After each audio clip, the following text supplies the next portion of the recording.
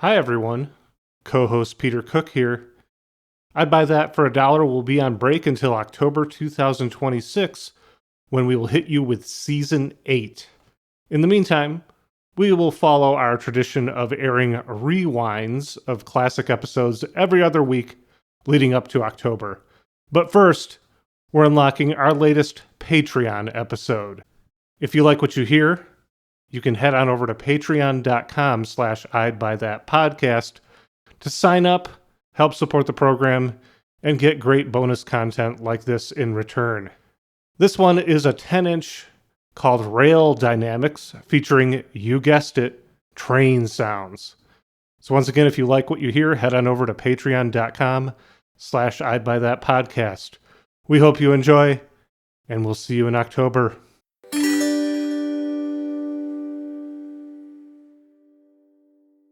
I'm guessing you're not going to play the full sides of the train sounds. No, we can just do the first 2 minutes of each side. It's that would be basically the whole length of what we aim to go for. Would just be the record. Choo-choo. 30 minutes. And just be like, those are some train sounds, huh? And you go, yep. And then we end. That's, I mean, Actually, that'll be an easy. Yeah, we've recorded the episode now. We're done.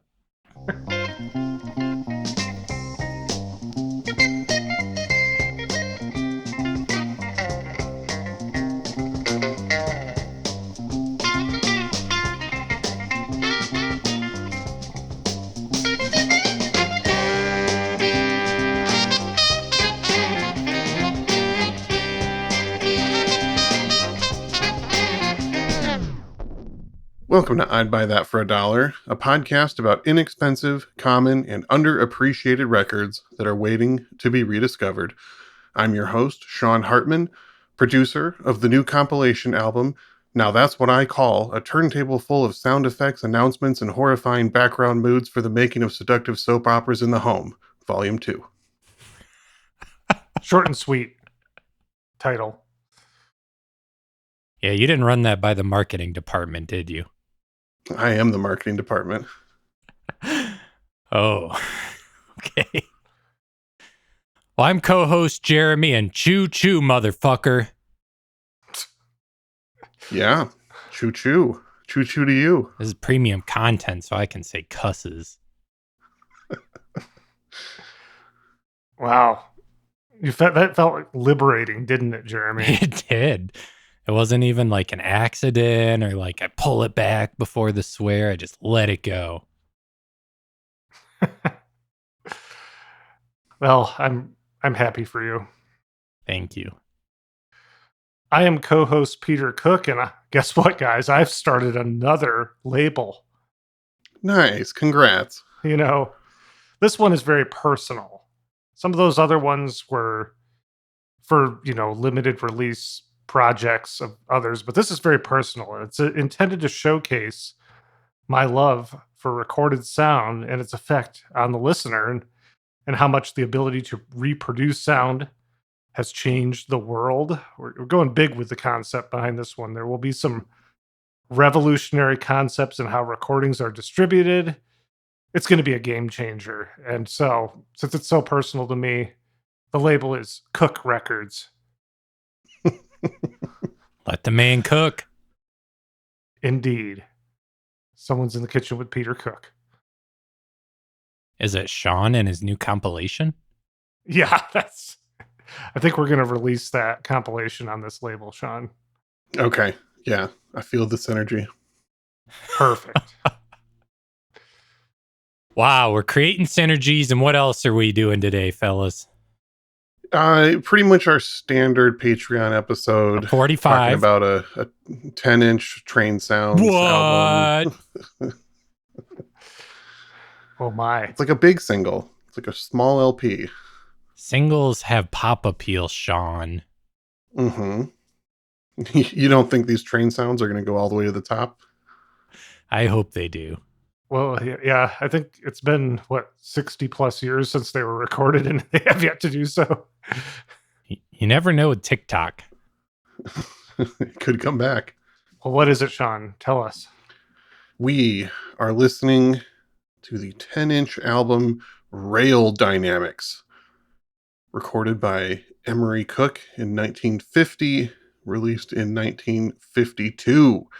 So this is an old one for us. This is one of our oldest featured albums. Yeah, I said 60 plus. We're talking 70 plus, actually. Yes, sir. Wow. Well, hit us with the hits, Sean.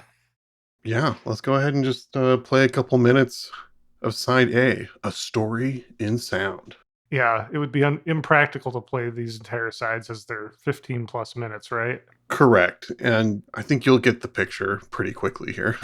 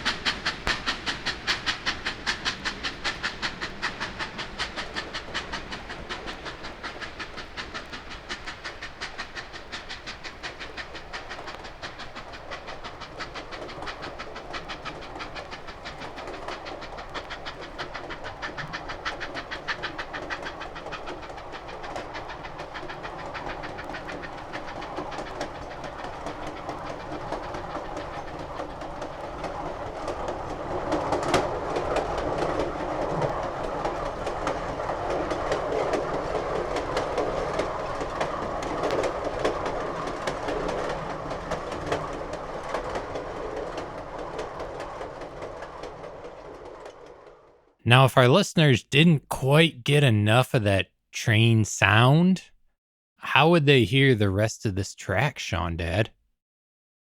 Oh, interesting you should ask. Well, I actually featured all of side B of this album on a recent episode of Deep Zones, my monthly internet radio show. You can hear the archived episode. That's May 2026. That's on the Great Circles SoundCloud page. Fantastic music for taking a bath to. Yes, one of its many purposes. This is for our heads, our Patreon followers who just can't get enough of us even here. You can go, we're plugging our other projects for you now on the Patreon. Correct.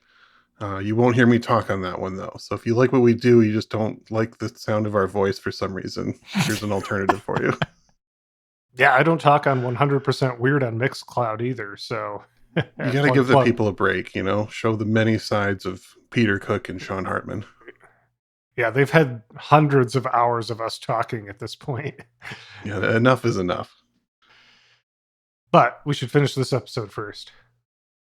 Okay. So yeah, what do you guys think about train sounds? What do you think about sound effects records? Do you own any sound effects records or non-music albums? I have a few. I don't have this one, but I do have a few sound effects and non-music records. I wish I had more because they're great for sampling and mixing together to make new you can make a new creation out of them, often with little legal consequences depending. Yeah, I own like maybe 2 that I got right when I started collecting records and was like, oh, this is interesting. And The way I utilize records, which is like when I'm sitting around in my living room, I don't really have a use because I'm not a DJ. Right. Yeah. I bought a handful of different oddities, non-music records like that a long time ago, just thinking like, wow, these are cheap and these are interesting and I'm kind of fascinated, but didn't have a use for them for a very long time. And I think one of the times I first started really using some of my sound effects records and field recordings was when we were doing the series of live scores at the Alamo Draft House in Kalamazoo. And for one or two of the movies, instead of playing guitar and saxophone and other instruments, I set up my turntables and was just doing a lot of like turntable manipulation of field recording sounds, engine sounds slowed down or played back and forth and looped, etc. And it was a lot of fun to work in that medium and just manipulate recorded sound that way. Hmm. Yeah, I feel like the sound effects records are something that, like, you talk to certain people and they're just all in on them. Like, people that utilize sound effects for what they do. Yeah. Yeah, and now I love them and use them very frequently for deep zones because they're great for just layering underneath other sounds, especially when you're playing extended kind of meditative or more abstract music, throwing some trains underneath or some waves, some bird sounds. It's a lot of fun to mess around with. Yeah, well, this is these records were, in a sense, in a pre-ASMR world that they were coming out, but I think some people were utilizing them as listeners that way. Yeah, I'm always fascinated to think about like how often did these records get used when they initially came out? Were people in similar to us just buying them because it seemed cool and then it sat on the shelf and was never actually used? Like were people just using it to show how impressive their hi-fi setup was? Maybe they were reading to these sounds as kind of a pleasant background noise. I don't know. Well, what do you know as far as this release goes? Yeah, this one was a fun one to research. The guy behind it was a pretty fascinating dude. I compiled some interesting info, so let's get into it. The guy behind this record and this label, his name is Emory Cook. What is the label that this one specifically is on? This is the Cook record label, and this is part of the Sounds of Our Times series. It was sort of a sub label of Cook Records. Yeah, well, damn it, he beat me to Cook Records, Darn. and it seems like the concept behind it was he also beat me to. Yeah, by just a few decades. Yeah, yeah. There was like a Cook Laboratories imprint of it. He went hard. The laboratories was like his factory basically. It's where he like produced audio equipment and pressed records and later did record duplication and cassette duplication. And yeah, Okay, laboratories was first and the label followed shortly after. But let's start at the beginning. Emory Cook was born January 27th, 1913 in Albany, New York. He was a audio engineer, field recordist, high fidelity pioneer, and inventor. He started his professional career, graduated from Cornell with an electrical engineering degree, and was working in the technical field. I think he was doing work with radar. And then during World War II, he became fascinated with the emerging world of audio recordings and the advancements that were happening at the time. And by the late 1940s, he decided to devote himself full time to that, which is when he founded Cook Laboratories as initially a business building professional audio equipment. And one of the first major things he built in 1949, he debuted a new disc cutting head that both reduced noise in the cutting process and featured an extended range of 20,000 hertz. So a larger range that could get pressed onto vinyl and quieter than had ever been done before. Quite popular invention amongst the audio nerds of the day. And he was able to launch Cook Records in 1950, mostly as a means to showcase these new inventions and advancements in audio engineering.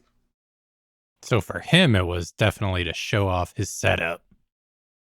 Yeah, his capabilities, but I think he was also genuinely fascinated with sound in general, and also with calypso music. He No. was a big fan of music happening in the Caribbean, and a lot of the stuff that came out on Cook Records is actually some early steel drum and calypso recordings. Hmm. Did it say why? He just had a fascination with the area. He traveled there a lot and later had a factory set up in Trinidad and was just drawn to that music. But Cook Records released a pretty wide variety of sounds and styles. You had the field recording stuff, you had trains, storms, wildlife, even a burlesque show. He did folk music, percussion based music, organ, classical, spoken word, and yeah, a lot of calypso and steel drum. He's basically just repping the things he liked. Yeah, he was a man that followed his passions for sure. It's very DIY. Yeah. So his work in field recordings actually predated two guys that we've talked about previously on the podcast with similar interests, being Brad Miller with Mobile Fidelity Sound Lab and Irv Tybel with the Environment series. Both those guys kind of were influenced by Emory Cook. He was doing it first. One of those guys was a train guy too, right? Am I remembering that correct? Yes. Yeah. Brad Miller did a handful of hi fi train sounds records that are sought after at this point. We discussed him on the Mystic Moods Orchestra episode. I think there's something about trains in particular. They're non-musical, but they have a very rhythmic quality to them. So I think that's why you often get that crossover with people into music and recorded sound and a fascination with trains. Yeah. There's always groups of people that are just fascinated by trains in general, but there's a certain kind of hypnotic magic to train sounds records, especially this one, I think. Because this one mixes the train sounds and you get some like footsteps in the background, some distant conversations. You can hear the sounds of rain outside in the trains. You get a variety of sounds, both recorded on moving trains or recorded on tracks next to the train. And he does an interesting job of kind of splicing different recordings together to create sort of a story and sound, if you will. Yeah, they're very well captured, the train sounds, almost to the extent that I could see one listening and wondering if they were authentic or not. Which is a weird thing to say, but for the time period, they sound so good that you have to question, like, how did he capture this so well?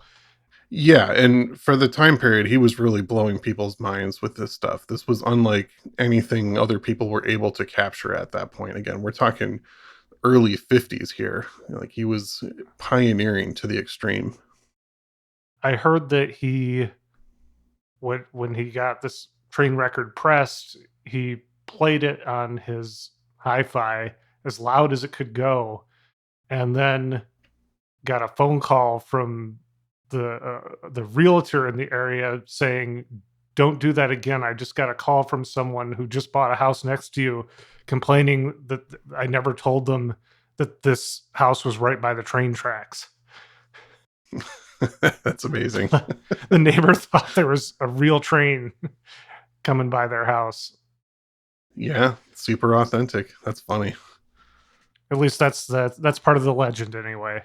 Yeah, and I think there's an interesting contrast to his approach to a guy like Irv Tybel. When we talked about him, like he was obsessed with getting these sounds that were free of human interference to the point where he was, chopping up tiny bits of recordings to splice together things that had no human sounds. Whereas Emery was just kind of documenting the sounds around him. Sometimes he was going for rare sounds, traveling to remote locations to get stuff that really had not been recorded before. And sometimes he was just recording very common stuff that he found interesting. And at this point, a lot of it acts as a fascinating time capsule. A lot of the stuff he recorded just doesn't exist. Some of these steam trains, and he did recordings of like early organs that don't exist anymore or carousels. And yeah, it's really interesting to listen to. You can really kind of close your eyes and be transported with this stuff. So a couple more things. Early stereo recordings often focused on giving the impression of a sound traveling from one ear to the other, kind of a left to right kind of thing. Whereas Emory was more focused on creating a three-dimensional immersive experience. For example, his trains sounds would either be recorded with microphones on either side of a moving train to pick up subtle differences and make you feel as if you were riding on the train, or with microphones on either side of the tracks, giving the impression that the train is running over you. Ooh, Hmm. creepy. Yeah. And this was being done way before we had stereo sound. So in 1952, the same year this album came out, Emery invented an early version of stereo that he called binaural sound. He did this by inventing a new tone arm that had two needles on it, two different cartridges, and then he produced special records with two sets of mono grooves, one that starts at the end and one that starts in the middle. And his unique tone arm would play both of those grooves at the same time to give you a sort of stereo effect. Huh. And the rest is Yeah. history. Yeah. And he also was obsessed with making this stuff available to as many people as possible. So like he was producing this stuff by himself and doing it as low a cost as possible so that anyone interested in high fidelity sound could get one, not just the ultra rich. And that was a full 5 years before stereo records. We started getting the first single track stereo records in 1957. Yeah, he was really ahead of the game. Yeah, absolutely. And then another big thing he did in 1955, he developed a new way to press records that he called microfusion, where he would make metal stamps with the record grooves, and then he would fill them with a sort of vinyl powder. The vinyl would then get melted and pressed into the record. And his intent with this was to allow record shops or individuals to press their own small run albums. They would send the master tapes to him, and then he would manufacture the molds at his factory, send it back to them, and they could press as many records as they want just buying the vinyl powder from him. Yeah, I thought that was really interesting, like the idea of basically like stores being able to supply the demand for a release than having to order more copies. Is that sort of the idea behind that? Like they could press it up? Yeah, yep. And this is also where you get a lot of the Cook records related Caribbean music because the area where he was primarily implementing this idea was in Puerto Rico and Trinidad.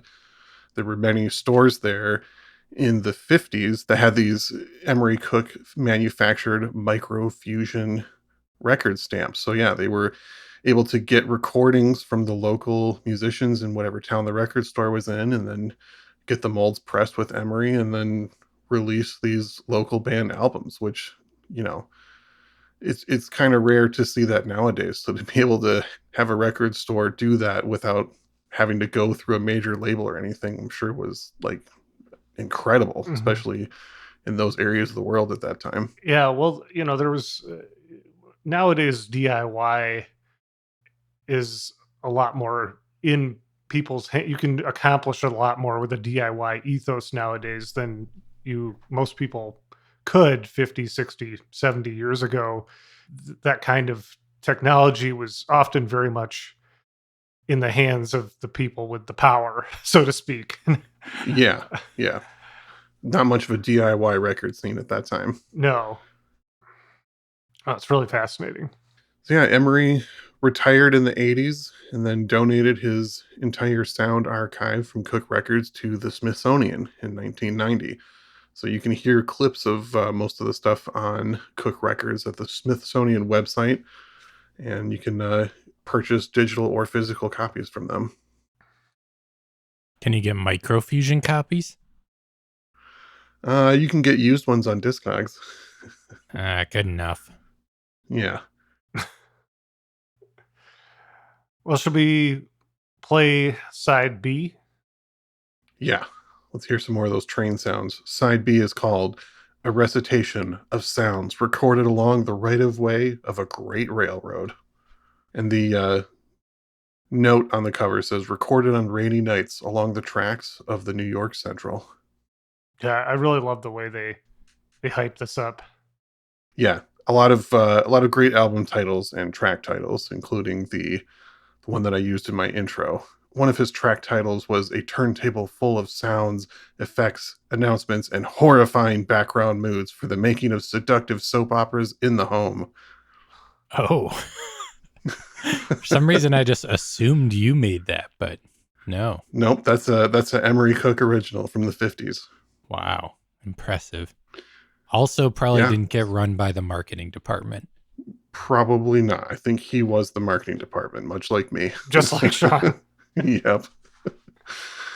And that Burlesque Sounds record is pretty fascinating too if you listen to clips of it. It's literally just he set up microphones in the back of a burlesque club in the 50s, so you're hearing both the audience and the music and like a little bit of like footsteps and things happening around. But yeah, he's had such a wide range of stuff that he was doing, pretty much whatever he wanted, regardless of any input from a normal label executive.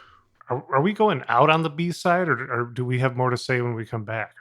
I think we're going out. We're going to go out. Okay, well, that concludes our Patreon for season 7 of I'd Buy That for $1. If you're hearing this, that means that you're a supporter of ours, and we can't thank you enough for continuing to help us with our little venture here. Keep this train on the tracks. Yeah. Well done, Peter. That was in the moment. We'll be back come the fall 2026. We will be taking August and September off from creating any new content for you, but we'll be back and we'll be freshened up and ready to go come this fall. So we thank you again. Tell other people about the great stuff we do over here on the Patreon. And anything else to say, fellas? Choo choo, motherfucker. Oh, Yes. choo choo, motherfucker. Wow. There, we've all said it now. Wow. Well, I invite our Patreon listeners to close their eyes as they listen and imagine the three of us on the caboose just waving goodbye as we roll off into the sunset. But know that we'll be back. Yes, it's not a farewell. It's just see you later. I'm co-host Peter Cook. I'm co-host Jeremy. And I'm co-host Sean Hartman. I'm wearing a bow tie.